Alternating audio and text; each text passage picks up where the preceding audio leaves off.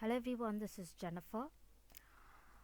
In this video we're going to look into accounts of groups. So basically in this I will just go through the important part of the theory, which is what is it basically accounts of group basically deals with the accounts of the parent and the subsidiary company. So before that, what is a parent company? A parent company is a holding company which has lots of subsidiary company. It is like the headquarter company. So a company shall be deemed to be a parent company of another if and only if that the other is its subsidiary company. Thus a parent company is one which has acquired control over one or more than other companies. So it basically coordinates and controls the activities of the subsidiary company. What is a subsidiary company who's taken over by the parent company? Okay, so basically how do you prepare the steps for the consolidated statement of the financial positions of the parent and the subsidiary company? Okay, so there are basically 6 steps. Step 1 is a calculation of ratio. So in the process of preparing consolidated balance sheet, ratio of holding is utmost important. It can be calculated as follows. So ascertain the total number of shares in subsidiary company by dividing the share capital by the value of shares. For example, there are 10,000 shares in the subsidiary company. Okay, so in this 10,000 shares, basically the parent company takes the majority of shares. Assume it to be 6,000. Okay, so 6,000 shares are taken by the holding company or the parent company. The remaining 4,000 shares, who takes it? It is taken by the other minor shareholders. So they are known as minority shareholders. Okay, so the majority shares are taken over by the holding company. The remaining shares are taken by the other investors. So they are known as the minority shareholders. So first we need to ascertain what is the number of shares the subsidiary company has. The second step is ascertain the number of shares that is taken over by the parent company. The step 3 is ascertain the number of shares held by the minority shareholders. So we will calculate the ratio between the parent company and the minority shareholders. So that is your step number 1. Step number 2 is pre-acquisition profits, or you know it as a capital profits. So the profits or reserves maintained by the subsidiary company till the date of acquisition by the parent company is called the capital profits. Okay, so you calculate it in this way. So this is the format. So calculation of capital profit: reserves on the date of acquisition of shares, profits on the date of acquisition of shares.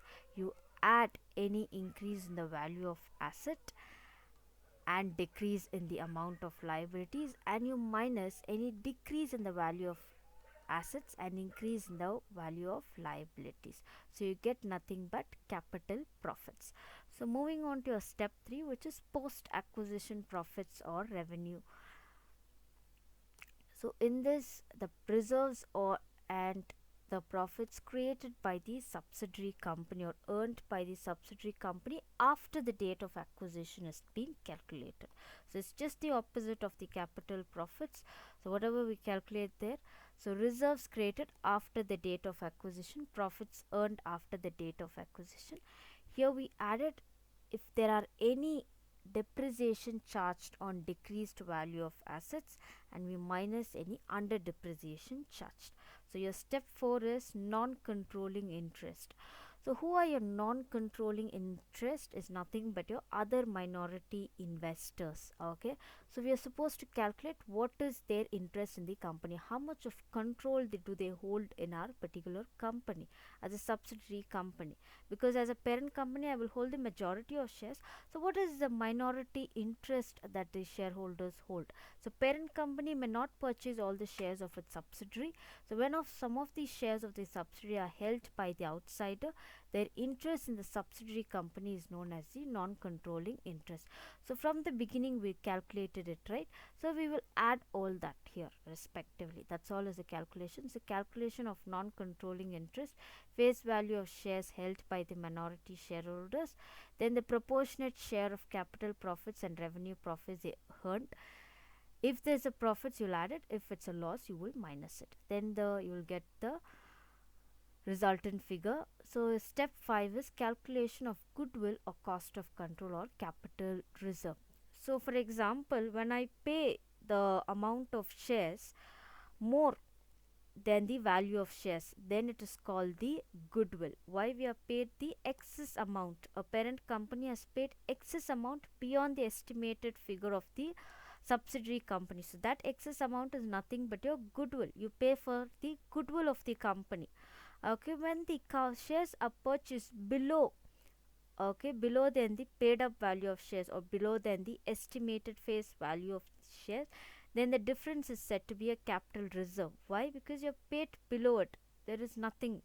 Okay, there's no goodwill for the company. So it is known as the capital reserve. So when it is a profit, you will assume it to be a goodwill. When it is a loss, when the resultant figure that you get is a minus figure, then you consider it to be a capital reserve.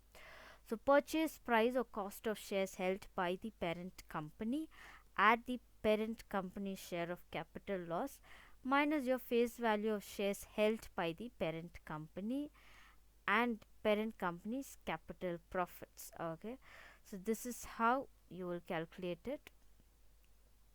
So as I told, when the difference is positive, it is called goodwill. When the difference is negative, it is called capital reserve. So when you get the goodwill, you will put it in the asset side of the consolidated balance sheet. When it's a capital reserve, you put it in the liability side of the balance sheet.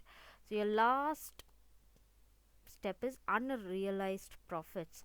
So when the stock of a parent company includes a goods supplied by the subsidiary company, or the stock of subsidiary company includes a stock supplied by the parent company at a profit, the profit included in your closing inventory at the date of consolidation is known as unrealized profits. So it's basically a transaction that happens in the form of stock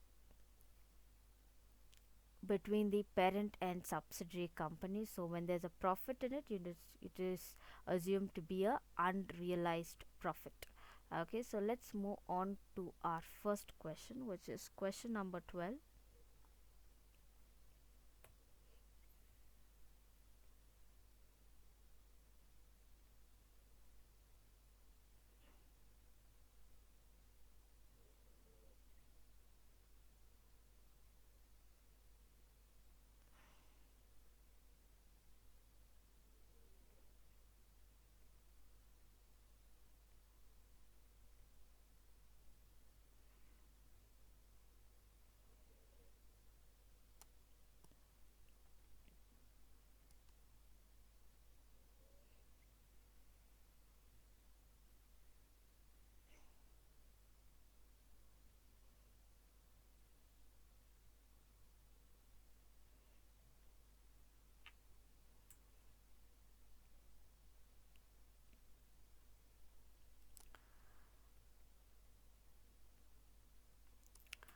So let's go ahead with the question.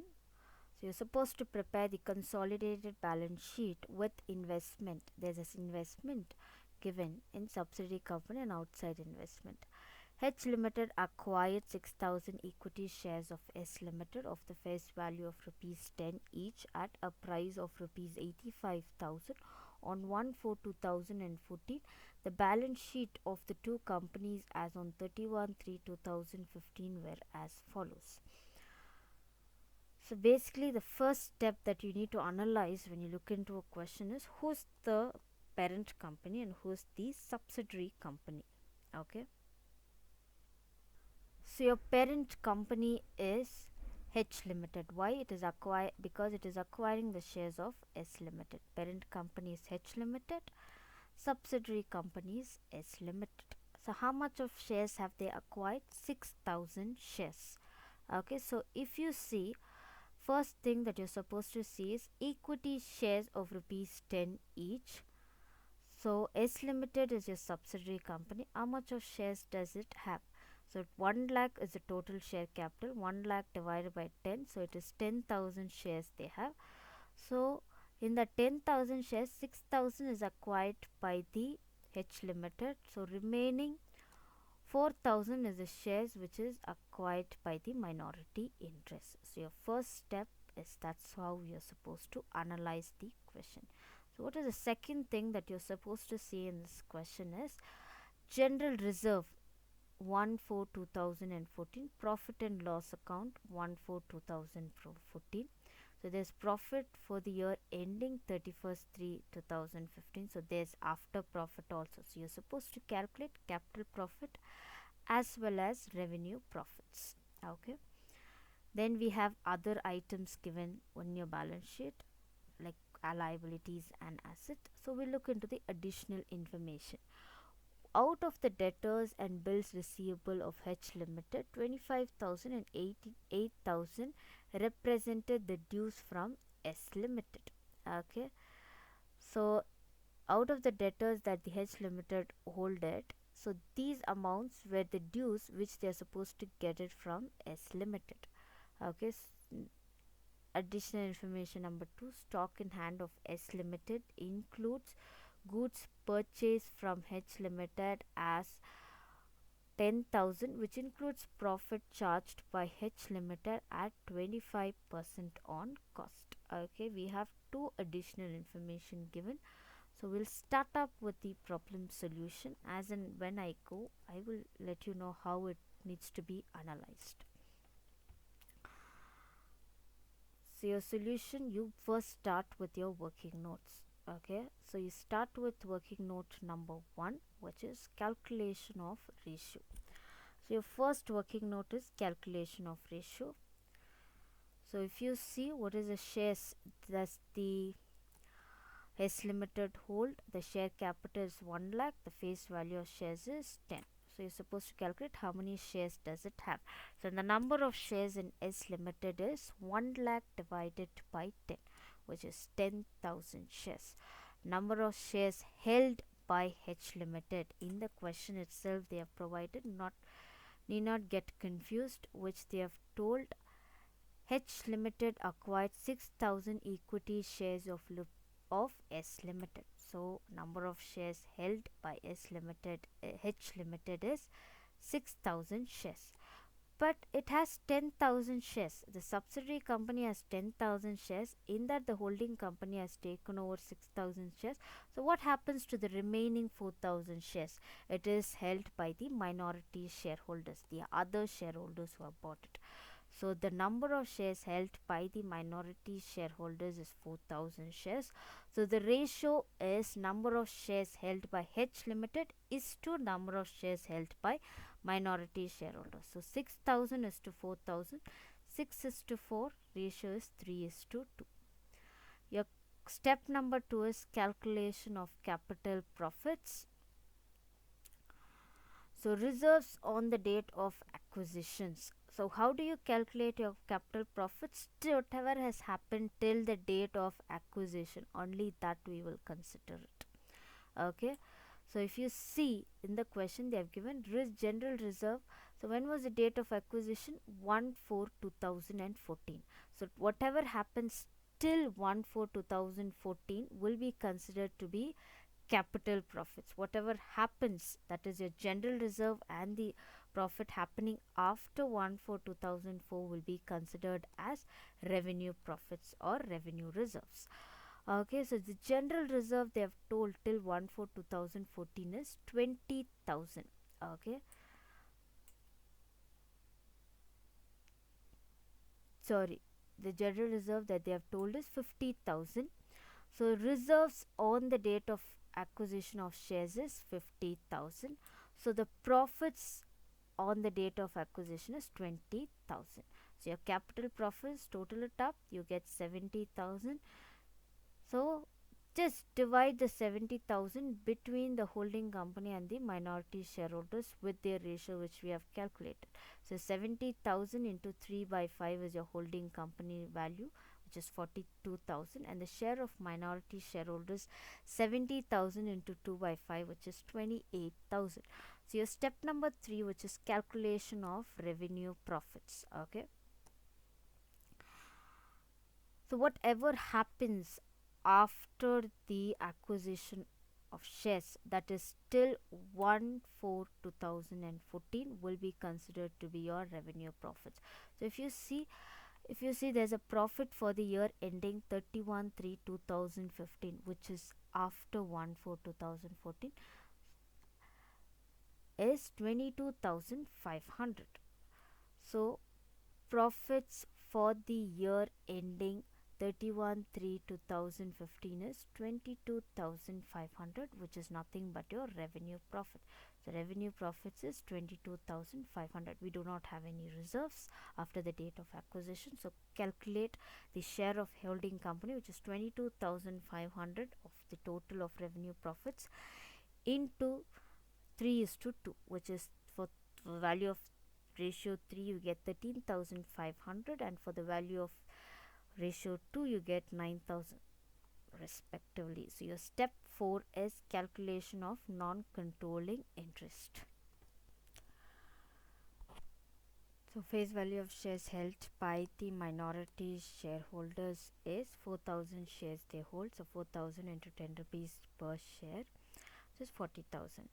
Now add the share of capital profits. So if you see, share of capital profits is 28,000, so 28,000. Share of revenue profits of minority shareholders 9,000, it's 9,000. So total non-controlling interest is 77,000. Calculation of capital or capital reserve, or goodwill or capital reserve. So cost of 6,000 shares held by H Limited is 85,000. How do we get this? Is, so 6,000 shares they hold, but they have bought the shares at 85,000. So cost of shares held by H Limited is 85,000. You will not take the share value, which is 6,000 into 10, and you will not put that, but the cost which the shares have been purchased by H Limited, which is 85,000, less your face value of shares. What is the face value of shares? 6,000 into 10 rupees per share. So 6,000 into 10, 60,000. And H company's share of capital profits, only the capital profits you'll take. So capital profit share is 42,000. So what is the share of capital profits? 42,000. So if you do that, so if you see, it is a negative, the total you're getting 1,02,000. So 85,000 minus 1,02,000, it's a negative figure, which is 17,000, which is capital reserve.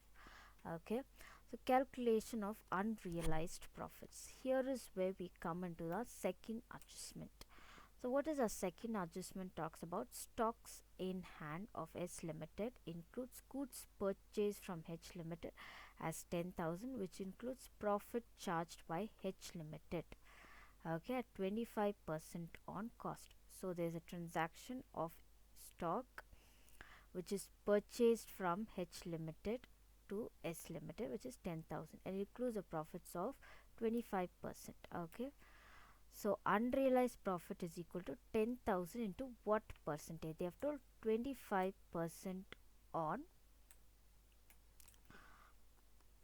cost. Okay, so we're supposed to calculate cost. Okay, so what is the percentage we have to calculate? So if they have told 25% on cost, assume cost to be 100. Okay, so your profit is 25 rupees. Okay, 25%, which is 25 rupees. So cost plus profit is nothing but your sales. So 100 plus 25, which is 125. Okay, so the percentage on cost is cost profit divided by cost into 100. Okay, so 25 divided by 100, okay, which is 1/4 is your ratio. And on sales, if you calculate, it will be 25 divided by 125, which is your sales value, which is 1/5. So therefore unrealized profit is 10,000 into 1/5, which is on sales. Okay, we're supposed to convert it into sales, which is 1 by 5, for which you will get 2000. Why are we basically converting into sales? Because they have given profit on cost, we are supposed to convert it on sales. Okay, because the sales value they have given.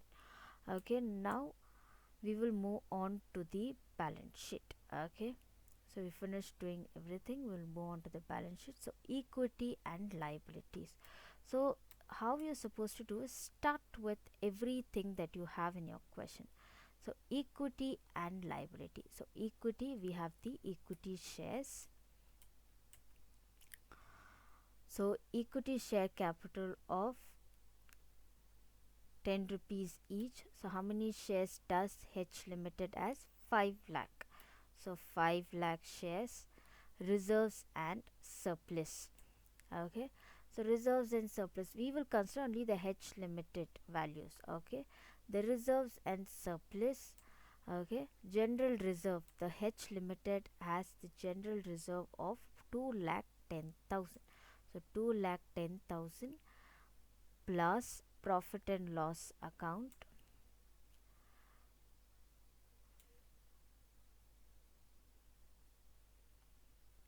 If you see profit and loss account, the H company holds profits for the year till 2014 is 45,000. Profit for the year ending is 85,000. So if you total, you get 1,30,000.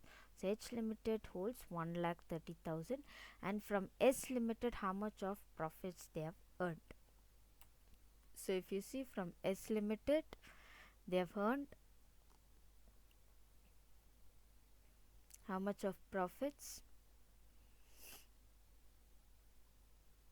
13,500. Okay, so the revenue profits you'll consider, which is 13,500.